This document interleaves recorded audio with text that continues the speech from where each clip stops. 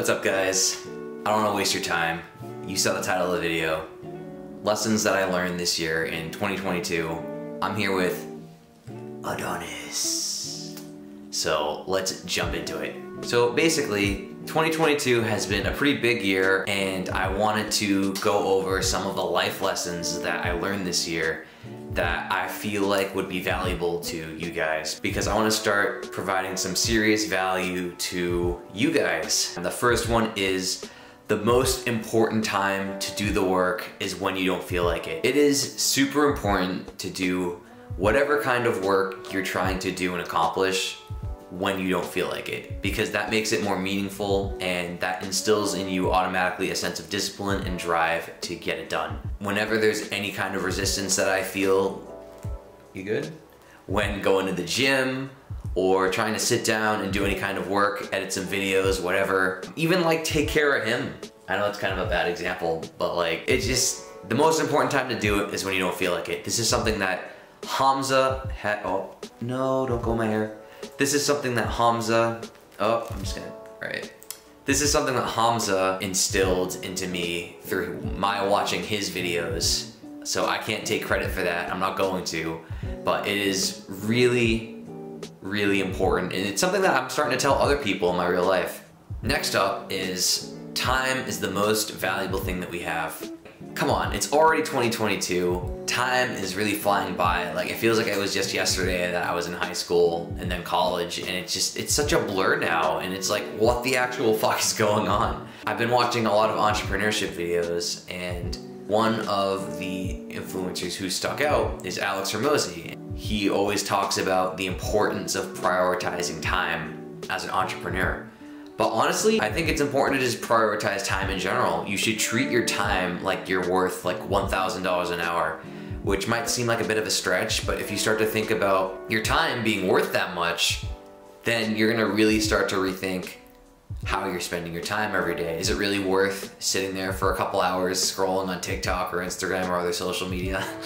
Like, come on. Next up is experiences come and go, but investing in the right ones will literally change your life. This really resonates with me because of two trips that I took this year. I went to Bolivia and I went to Spain right before that. Well, not right before that, but still.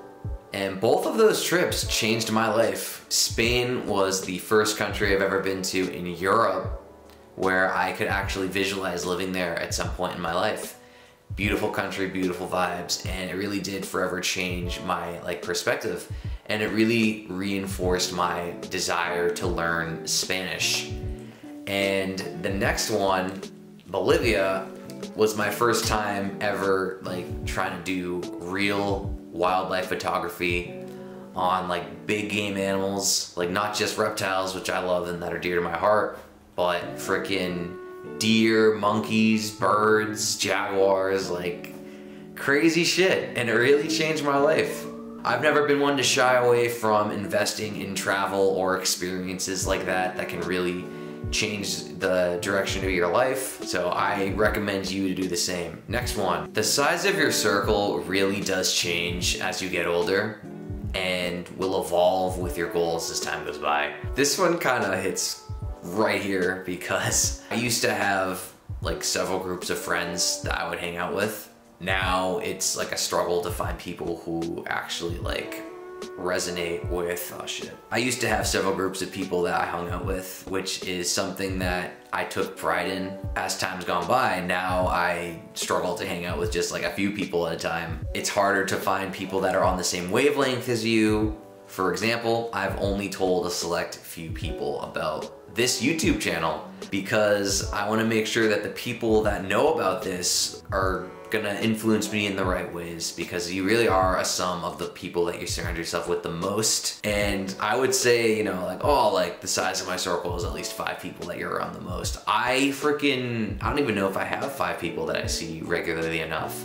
I have at least 2 that I've been hanging out with a decent amount lately. Yeah, size of your circle changes. I'm 25, and over the last few years, buddy, Over the last few years, I've heard that, you know, as you get older, your circle shrinks, but I never really bought into it. But now I can tell you it's real. Just if you don't feeling it now, just freaking give it a few more years, depending how old you are.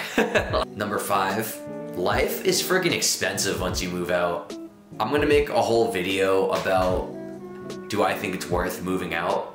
But like, damn, you really can't prepare for it too much, because chances are you're gonna just underestimate how expensive everything really is. Because I know I did, and I have a decent job right now, so yeah, life is just really expensive once you move out. It's time to take responsibility and start to make good financial decisions. Next one, set goals that intimidate people, and then keep around the people that aren't intimidated by your goals. I haven't really talked about my goals with social media and like this YouTube channel. Like I said earlier, I haven't really sat down and thought about those goals, but I do have other goals about like escaping my 9-to-5 eventually and stuff like that. I made another video about how, like, you know, don't talk about your goals and stuff, because, you know, telling people about your goals will give yourself a sense of validation even though you haven't even accomplished said goal yet. So I'm not gonna out myself again with anything really, but I will say that, you know, I have goals to grow on social media and this YouTube channel, and that's something that literally no one else in my circle, immediate circle, wants to do right now, or like it's not on their radar, you know? Most people would probably be intimidated by a feat like this, but I know that the people that I've told are like, wow, good for you, and stuff like that. And if you're watching, you're a real one. But yeah, it's just important to have people that aren't intimidated by your goals and will support you and uplift you and just keep it going. You really gotta set big goals and really just dive in, be ambitious, go for it, and don't really internalize any of the negative stuff that people might tell you. Next one. Things honestly really will fall into place when they're meant to. For example, like I'm single right now. I've gone through it with my own insecurities about like dating and shit, but like I have no more complaints about that anymore. And like I'm still single, but like I'm dating and stuff. And if you're struggling to date right now, or if you're stressed about literally anything, you know, like, oh, like, should I do this? When's this gonna happen? Whatever. Like honestly, as long as you're putting in the work, putting in the effort to do what you're meant to be doing, the universe is gonna put out for you, and shit's just gonna work out when it's meant to. There's probably lessons to be learned for you along the way, but don't stress about whether or not certain things are gonna happen, whether it's your time to do this. If you're comparing yourself to someone and they're just like, oh, like this person's already at this point in their life, like where am I at? Like, for example, like I have several friends that are like basically locked down into relationships and stuff, and like there have been points where I've had doubts myself about like, oh, like, when's the time for me to get a girlfriend and stuff. But like, I'm honestly not stressed about that shit anymore. Like, I know that it's gonna happen when it's gonna happen, you know, like I'm working on myself, I'm building this business, this YouTube channel, ever so slowly. Like, shit's just gonna fall into place when it's meant to, and I'm not really stressed about that anymore. Next one, don't take advice from people that you don't want to end up like. This is something I got from Hamza, and honestly, it resonates just as much as the first thing.